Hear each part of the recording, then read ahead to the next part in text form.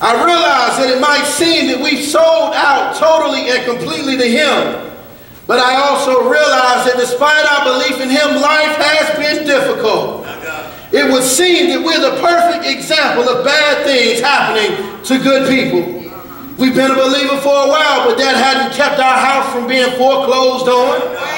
We've been a believer for a while, but that didn't keep us from being the one who was laid off of their job. We've been a believer, but that didn't stop our husband or wife from walking out on us.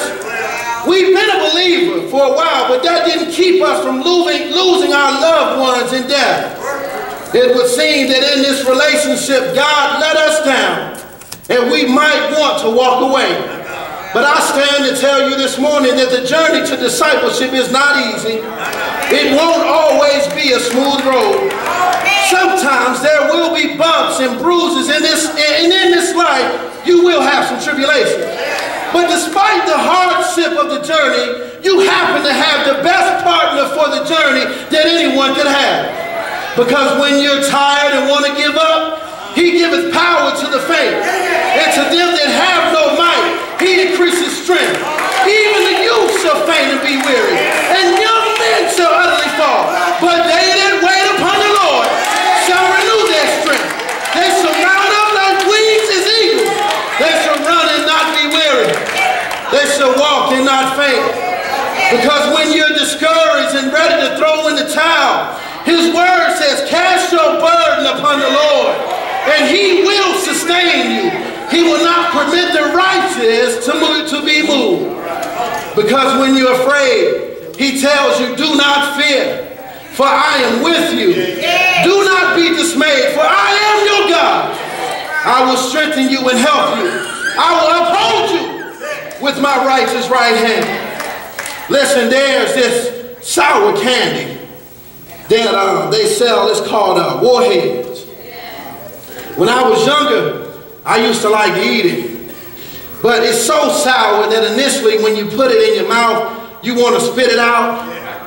But the longer you allow it to stay there, the bitterness and the sourness wears out, and eventually you get to the sweet part. But the key is you can't spit it out because it's sour, and you'll never get to the part that's sweet. I guess what I'm trying to tell y'all this morning is that in this life there will be some sour situations. There will be some bitterness that you'll experience, but don't give up in the middle of the sourness and the bitterness. If you ever expect to experience God's greatness, if you ever expect to experience the sweetness of life, you gotta hold on, despite how bitter things might be. You gotta hang in there, despite their sourness, because the sweet part is on the way. His word says all things work together for the good of them that love God and are the called according to His purpose. His word says He will never leave us, nor will He forsake us. The psalmist said, how sweet are your words to my taste, sweeter than honey to my mouth. Oh, taste and see this morning that the Lord is good. Despite our hardship, despite our pain, despite our hurt, the sweet part is on the way. If we're striving to be His disciples and in relationship with Him, our intention must be on maintaining the relationship no matter what comes.